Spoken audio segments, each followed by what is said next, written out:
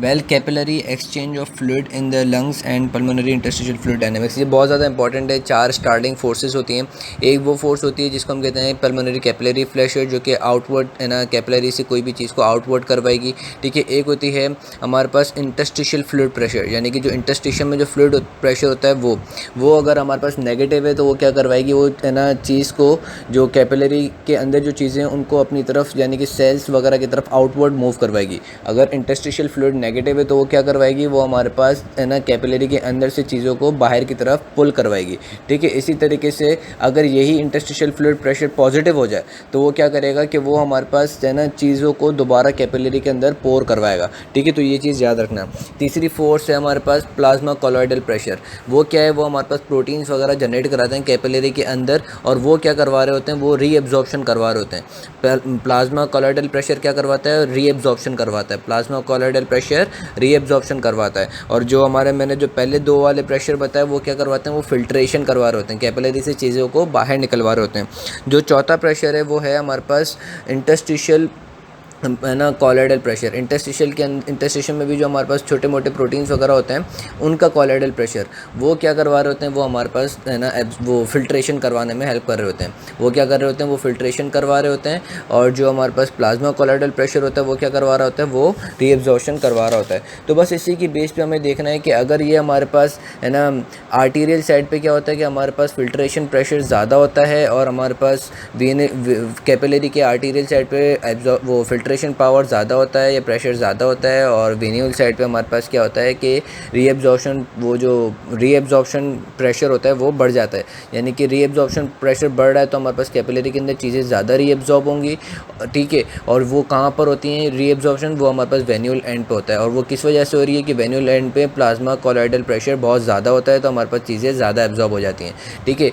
और हमारे पास ये जो पल्मोनरी कैपिलरी प्रेशर है जो कि हमारे पास आर्टीरियल साइड पे, वो क्या करवा रहा होता है, वो हमारे पास फिल्ट्रेशन करवा रहा होता है। अगर ये प्लाज्मा कैपिलरी प्रेशर बहुत ज़्यादा बढ़ जाए, अगर ये हमारे पास बहुत ज़्यादा बढ़ जाएगा तो ये क्या करेगा, ये हमारे पास एडेमा कर देगा। ये क्या करेगा कि बहुत ज़्यादा फिल्ट्रेशन करा देगा, और फिल्ट्रेशन करा के कहाँ फेंकेगा सारा फ्लूइड, ये फ्लूइड फेंकेगा बिटवीन द सेल्स वाली जगह को इंटरस्टिशियम कहते हैं। तो वहाँ पे फ्लूइड भर जाएगा, पानी भर जाएगा, उसको हम कहेंगे कि है ना एडेमा हो गया। अगर लिम्फेटिक्स काम कर रहे हैं तो वो पानी को जो भी वो उसने फ्लूइड को एक्यूमुलेट हो रहा है इंटरस्टिशियम के अंदर, उसको सक कर लेंगे तो फिर एडेमा से बचा देंगे। लेकिन अगर लिम्फेटिक्स काम नहीं कर रहे तो फिर एडेमा हो जाएगा, जो कि अभी पल्मोनरी एडेमा वाला टॉपिक भी है कि अगर जो है जिसको सेफ्टी फैक्टर जो कि डिस्कस करना है बहुत ज़्यादा इंपॉर्टेंट है। सेफ्टी फैक्टर क्या है कि हमारे पास प्लाज्मा जो कॉलॉइडल प्रेशर वो है 28 मिलीमीटर मरकरी, और प्लाज्मा कैपिलरी प्रेशर जो है वो है 7 मिलीमीटर मरकरी। अगर हमारे पास प्लाज्मा कैपिलरी प्रेशर इतना बढ़ जाए कि वो हमारे पास रीएब्जॉर्प्शन ना करवाए कैपिलरी के अंदर, रीएब्जॉर्प्शन कौन करवा रहा है, प्लाज्मा कॉलॉइडल प्रेशर, वो कितना है 28। अगर ये हमारे पास उससे भी ज़्यादा बढ़ जाए, इतना बढ़ जाए कि सपोज करो 30 to 35 मिलीमीटर मरकरी का प्रेशर हो जाए प्लाज्मा कैपिलरी प्रेशर, तो हमारे पास पूरी कैपिलरी के अंदर सिर्फ है ना फिल्ट्रेशन ही होती रहेगी, रीएब्जॉर्प्शन नहीं होगी। अब जब रीएब्जॉर्प्शन नहीं होगी तो सारा का सारा फ्लूइड कहाँ जाएगा, बाहर इंटरस्टिशियम में जाएगा, और वहाँ पे क्या हो जाएगा, एडेमा हो जाएगा।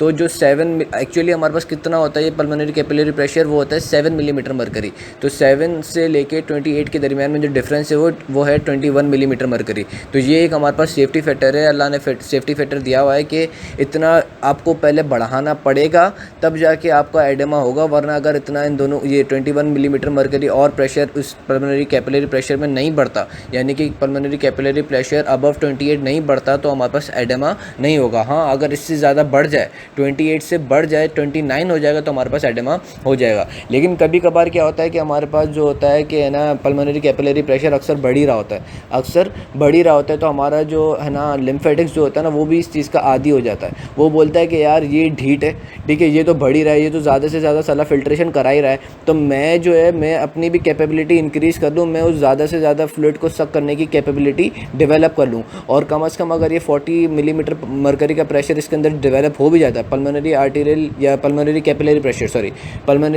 प्रेशर अगर इसका 7 से 40 तक पहुँच भी जाता है तब भी कोई मसला नहीं होगा, तब भी एडेमा डेवलप नहीं होने देगा। ये कब होता है, जब क्रॉनिक कंडीशन होती है, यानी कि लॉन्ग टाइम तक कंडीशन होती है।